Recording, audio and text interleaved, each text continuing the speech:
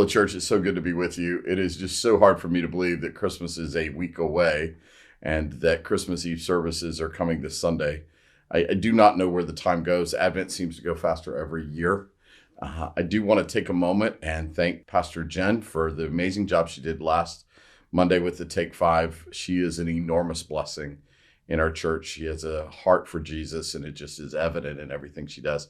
So that was a huge, huge blessing for us. I also want to thank Ryan and the great job he did yesterday, finishing our Advent series, launching us into a Christmas weekend, and also for Ugly Sweater Sunday that he has brought to our church. I hope that was a blessing to you and provided some joy as you enjoyed the day together. So we find ourselves back in Psalm 23, where Jen left off last week, to talk about evil and the fact that a courageous faith fears no evil. So let me just share that text with you again. It's short and you know it well, but let's walk through it in the NIV version. The Lord is my shepherd. I lack nothing. He makes me lie down in green pastures. He leads me beside quiet waters. He refreshes my soul. He guides me along the right path for his name's sake. Even though I walk through the darkest valley, which we know in some translations is also called the valley of the shadow of death. Even though I walk through the darkest valley, I will fear no evil, for you are with me. Your rod and your staff, they comfort me. You prepare a table before me in the presence of my enemies. You anoint my head with oil. My cup overflows. Surely your goodness and love will follow me all the days of my life, and I will dwell in the house of the Lord forever.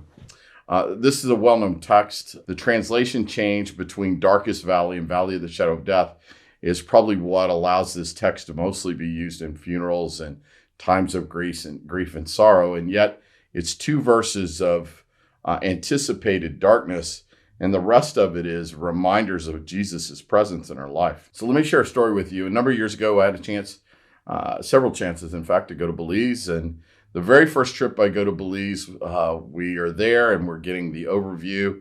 The site where you stay has got elevated platforms up off of the ground because, as we were informed, there is a thing called the TwoStep Snake in Belize. And the reason it's called the TwoStep Snake is that you only get to take 2 steps after it bites you and then you're dead. I don't do snakes. I have a healthy fear of snakes. I think the best snake is a dead snake, and you're not talking me out of that. So I think there's a reason in Genesis when it talks about crushing the head of the snake. I just am telling you right now. So here's the thing. In the middle of this intro to what we're doing, they begin to talk about the snake, and we walk to our cabins. And here was the great irony to me, is these kind of huts, if you will, had a door on it, and the door had a lock on it. Now, here's the great irony to me. As I told them, I said, here's what's funny to me. There's a crack at the bottom of the door. There's a crack at the top of the door.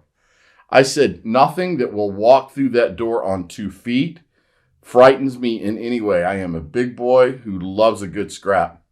It is the things that can come under the door and over the door that terrify me. And sure enough, that night, they give you a flashlight.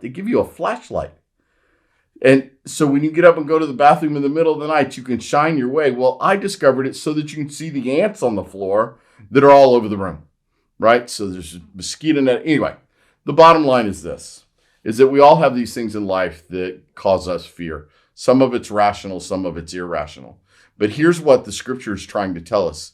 We should not fear evil, which is hard for us to hear because we live in an age and world of evil.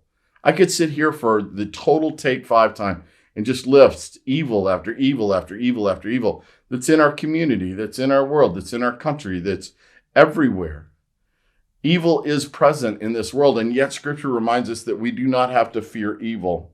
And so here's the reason that we don't have to fear evil. It's not because evil is not powerful. It's not because evil is not present. We cannot fear evil for a simple phrase, for he is with us. We don't have to fear evil, for he is with us. That evil doesn't win the day. Evil is defeated every single time by God and by Jesus. You don't have to fear evil. Here's what I want you to remember as we close out this Take 5 before Christmas. I think we as Christians should have a kind of courageous faith that refuses to be bullied by evil. That just refuses to be bullied by evil. This, I'm not putting up with it. I'm not taking it. You don't win. You don't get the last say. My God reigns. My God rules, and my God wins. Every single time. Listen, church, I've read the end of this book. We win in the end. Listen, I want you to know this, that the scriptures tell us that there are two things for which fear cannot conquer. It cannot conquer your faith because you trust in someone that has already conquered death, and it cannot conquer your love. In 1 John, it tells us that perfect love drives out fear, for fear has nothing to do with love.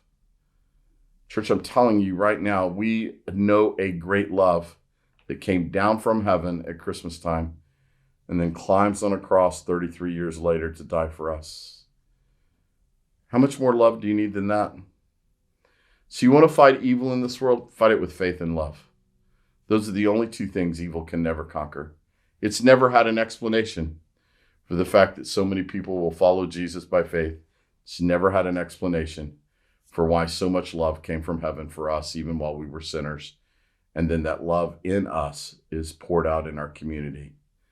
So I want to say to you today, know how much I love you. And I pray that your home is preparing for a simple and amazing Christmas. I'll see you next Monday on Christmas Day.